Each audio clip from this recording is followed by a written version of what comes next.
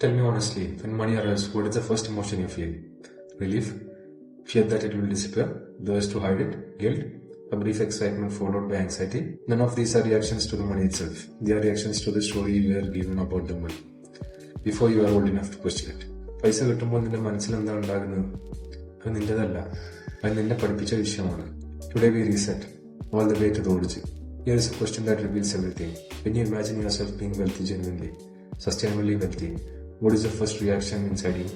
For many young men from the Kerala and the Gulf diaspora, the honest answer is complicated. There might be a flash of excitement, that underneath it, something else. Doubt, sense of people like us have not actually get there. A suitable guilt, as if one is significantly more than you can pay with somehow wrong, or arrogant, or ungrateful.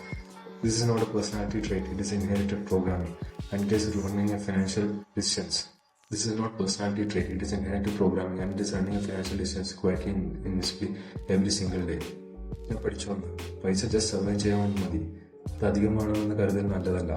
That program combined with specific cultural and economic condition creates what I call the financial glass ceiling, an invisible limit that operates not in your bank account but in your beliefs about what is possible for you specifically. It will be specific about the money psychology observed in our demographic because it has distinct patterns that generic financial advice completely misses. Pattern 1. Remittance psychology. If you grew up in a Gulf family or if you are currently working in the Gulf, your entire relationship with the money may be built around sending it away, earning it to give, earning or building something back home, never earning for investment in yourself or in your own future building capacity. This is generous. It is also financial trap because the moment the giving stops, retirement, illness, job loss, there is often nothing underneath. Pattern 2. Avoidance of financial compensation. In many Kerala households, money is either fought over or never discussed directly. It is rarely discussed calmly, educationally, strategically. Young men grow up without a language of wealth, only a language for survival and for lack. Pattern 3. Lottery mentality. Because the path from working class to wealthy has historically been narrow in our context, the mental model for wealth change is often binary, either a stroke of luck or impossible. The slow compounding discipline building of wealth over years is not culturally celebrated. The dramatic breakthrough is പൈസ കിട്ടാൻ ഒരു big chance വേണം, അതാണ് നമ്മൾ believe, പിന്നെ ആ ചാൻസിന് വേണ്ടി wait ചെയ്യും. These three patterns together produce a man who works hard, earns reasonably, and consistently remains financially fragile, not because of circumstances but because of the invisible architecture of his beliefs. Let me explain the scarcity mindset at a neurological and psychological level, because once you understand the mechanism, you can interrupt it. The scarcity mindset is characterized by tunnel vision. Research by behavioral economists show that when people are operating under scarcity, whether of money, time, or resources, their cognitive bandwidth is significantly compromised. Complex reasoning, long-term planning, and creative problem-solving all decline. This means that the very state of financial anxiety makes it harder to make good financial decisions. It is a self-reinforcing loop. Scarcity mindset produces scarcity behaviors, which produce scarcity outcomes, which reinforce the scarcity mindset. But here's the deeper psychological layer. The scarcity mindset is not just triggered by actual lack. It is triggered by one belief. It is triggered by the belief in lack, even when the numbers don't support it. A man earning well in Dubai who genuinely believes I will never have enough will make the same financial decision as a man who actually doesn't have enough. The belief produces the behavior produces the reality. Mindset ആദ്യം, reality പിന്നെ, മറ്റൊരു വിധത്തിൽ നീ വിശ്വസിക്കുന്നതാവുന്നു. Now here is the important point. The abundance mind is not about pretending that you have more than you do. It is not magical thinking. It is simply the operational belief that wealth is built up through decisions, through skills, through systems, rather than only achievable through luck or inheritance. That single shift in belief changes every financial decision you make. Here is the uncomfortable truth that the financial world doesn't tell you, because most financial advice is designed for people who already have money. The biggest financial problem most young men from our background face is not income, it is financial unconsciousness.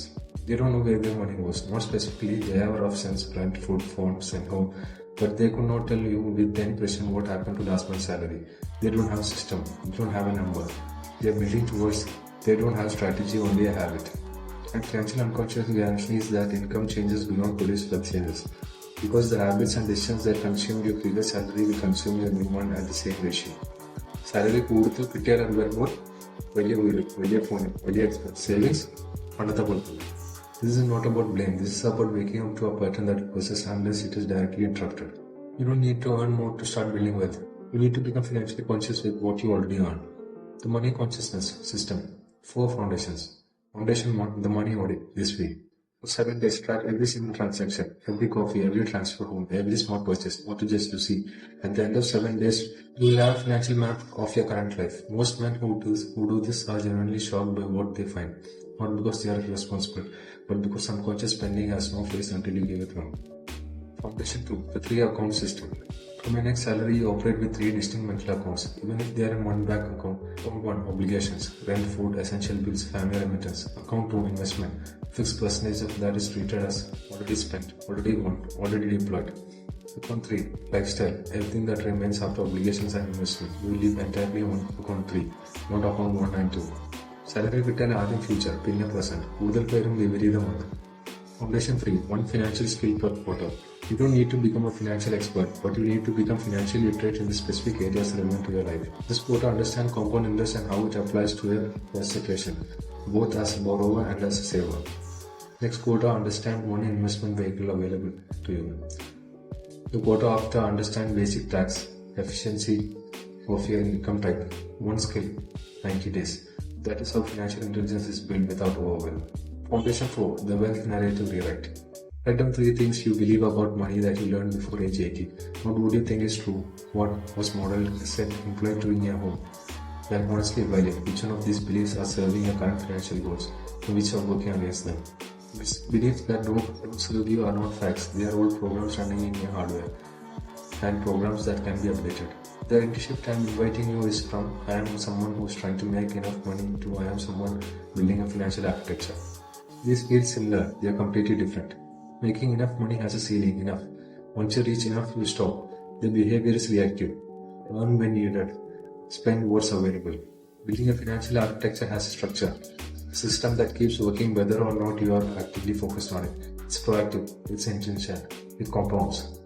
The man with the sign does not wait for a big break. He does not rely on luck. He does not send everything home and hope something is left.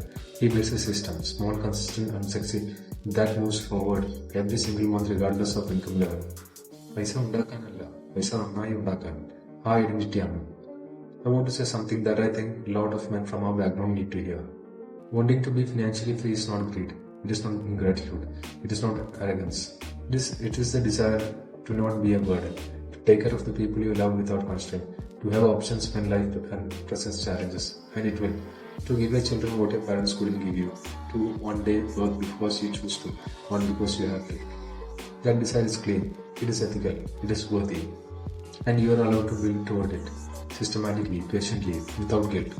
In the freedom, your മക്കൾക്കും വേണ്ടി വരും. അതിനായി പ്രശ്നമില്ല, അത് നോബിളാണ്.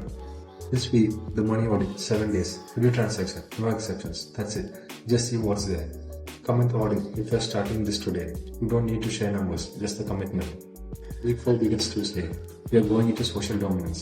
Not aggression, not manipulation, but the specific social psychology of men who walk into a room and shift the energy without saying a word. Subscribe and come back.